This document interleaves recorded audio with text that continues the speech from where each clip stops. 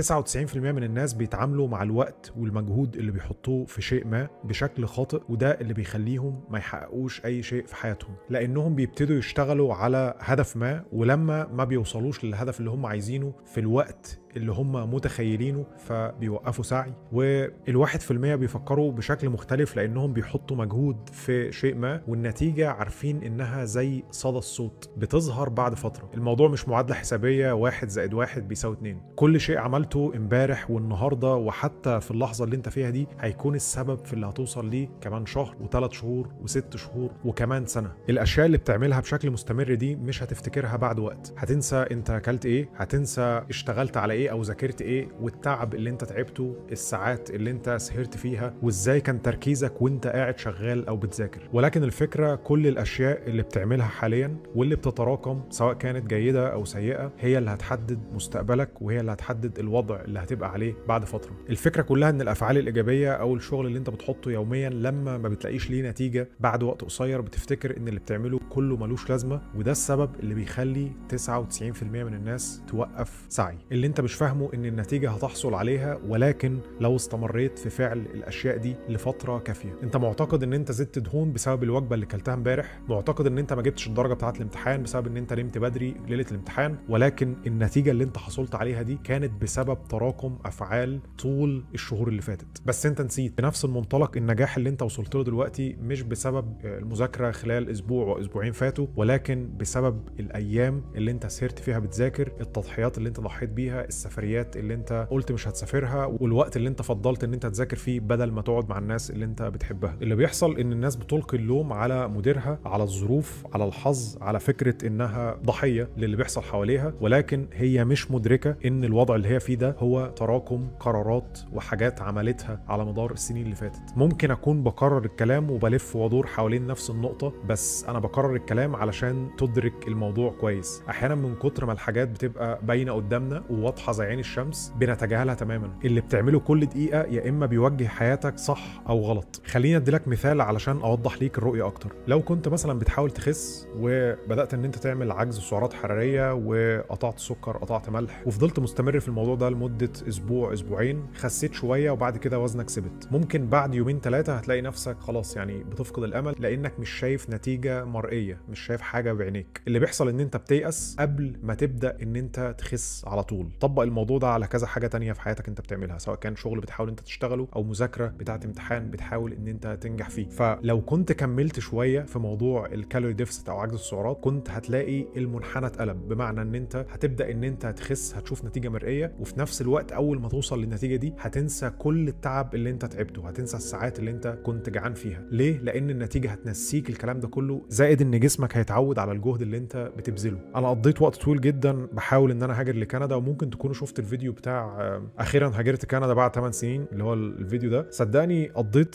سنوات طويلة كنت باخد الامتحانات، كنت بستلف ثمن الامتحان بتاع اللغة سواء كان انجليزي او فرنساوي او التقديم اصلا على الهجرة، وما كانش معايا فلوس، وكان في ضغط عصبي كبير جدا لاني كنت مديون وفي نفس الوقت بجيب النتيجة، ولكن ما بيحصلش نصيب وما بيعملوليش سيلكت او ما بيختارونيش. فضلت شوية في الموضوع ده، يعني شوية كتير، وصدقني بعد ما الموضوع مشي والحمد لله سافرت نسيت كل السنين اللي انا تعبت فيها وذاكرت فيها والفلوس اللي انا صرفتها، كل الكلام ده اتمسح من دماغي خالص، وبدات ان انا اركز بس في النتيجه واستمتع بالنتيجه. طبق الموضوع ده على اي حاجه، واكيد انت مريت بالموضوع ده. فكر في حاجه مثلا معينه حاولت ان انت توصل لها وبعد فتره مثلا اخيرا وصلت لها، هل بتقعد تفتكر الايام اللي انت سرت فيها والتعب اللي انت تعبته؟ حتى لو افتكرته بتقول لا الموضوع كان يستاهل. النتيجه عموما ابطا مما تتخيل، ابطا من تصورك. احيانا بتبقى فاكر ان الموضوع فاشل ولكنه مش فاشل، هو لسه ما نجحش. لو انت مش فاهم الموضوع ده كويس هتلاقي نفسك ملتزم لمدة يومين 3 اسبوع 2 3، وبعد كده هتوقف. 1% من الناس بيجنوا ثمار تعبهم بعد سنين طويلة من الشغل والكد والتعب، ولكن 99% بيدخلوا في مرحلة يأس بعد ما النتيجة بتتأخر، بيبدأوا يلقوا أعذار على الحال والظروف، وبيدخل في دور الضحية، وده أسوأ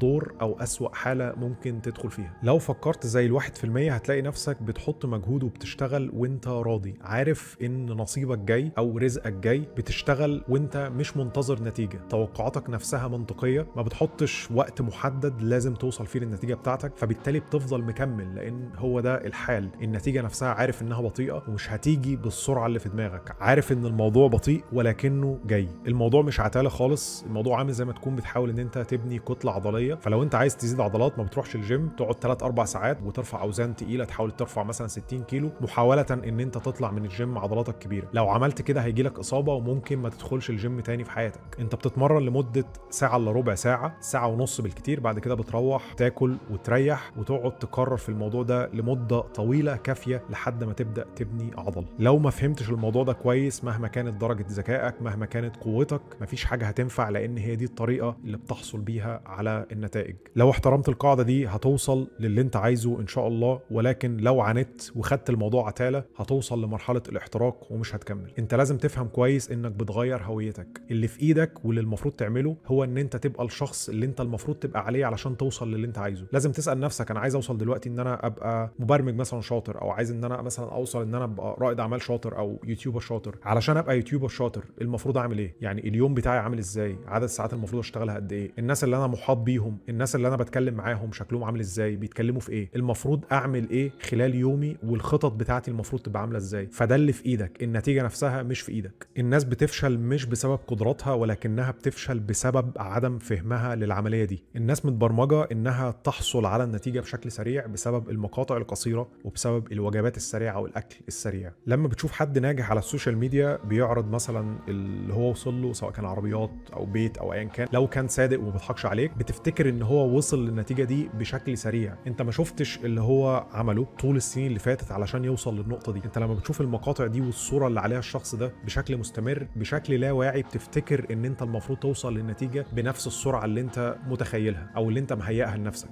فطبعا لما بتقارن اللي هو فيه وتقارن اللي انت فيه دلوقتي والمجهود اللي انت عملته اللي انت فاكره بتيأس. المشكله في الدوبامين السريع انه زي الفيروس، كل ما غذيته كل ما كبر اكتر. فكل ما استهلكت مقاطع من هذا النوع وكلت وجبات سريعه من هذا النوع الموضوع بيكبر معاك اكتر وحرفيا بيدمر حياتك. احيانا بتدخل في مجال معين او في بيزنس معين وبتوقف سعي في المجال ده او البيزنس ده، وبتعتقد ان المشكله في المجال او البيزنس، ولكن المشكله لا في المجال ولا في البيزنس، المشكله فيك انت. المشكله ان انت غير مستمر وما بتصبرش. المشكله ان انت بتدخل في اللوب دي طول حياتك، بتدخل في مجال تفتكر ان هو مش ليك تطلع منه، فمخك بيتبرمج بشكل لا ارادي انك لو دخلت في مجال وبعد فتره مثلا ما لقيتش نتيجه بتسيبه وتطلع لمجال تاني، فتدخل بقى في اللوب دي على طول. تدخل في مجال تفشل، تدخل في مجال تاني تفتكر ان انت فاشل او ان انت الظروف مش مهيئه ليك او ان انت ضحيه، وبتدخل في دور الضحيه. وزي ما قلت دي اسوأ حاجه او اسوأ حاله ممكن تدخل فيها، لانك حتى لو كنت ضحيه المفروض ما تقعش في دور الضحيه. الحل هو ان انت تتحمل المسؤوليه وتكون صبور لحد ما تلاقي نتيجه تعبك. انت مش فاهم ازاي العادات السيئه دي بتتراكم،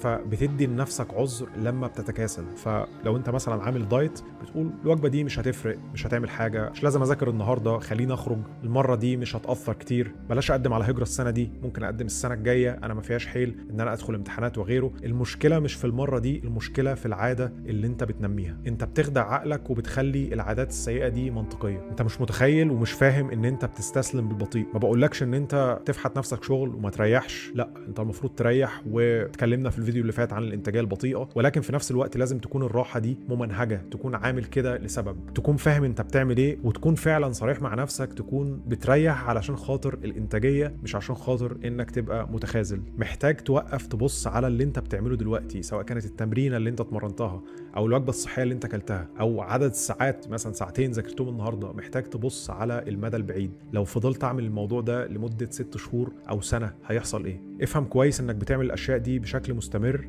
علشان تغير هويتك. زي ما قلت، فكر في الحاجه اللي في ايدك وهي تغيير هويتك والصوره اللي انت المفروض تبقى عليها علشان توصل للي انت عايزه. علشان توصل للي انت عايزه انت المفروض تعمل ايه بالظبط وتعمله. لو عايز مثلا يبقى عندك بيزنس ناجح وتاثر في حياه الناس، المفروض تصحى الساعه كام؟ المفروض تاكل ايه؟ المفروض تتمرن امتى؟ المفروض تشتغل كام ساعه في اليوم؟ المفروض تتكلم مع مين؟ ده اللي المفروض تركز عليه، مش هتوصل امتى. لو فكرت بالطريقه دي صدقني هتغير حياتك.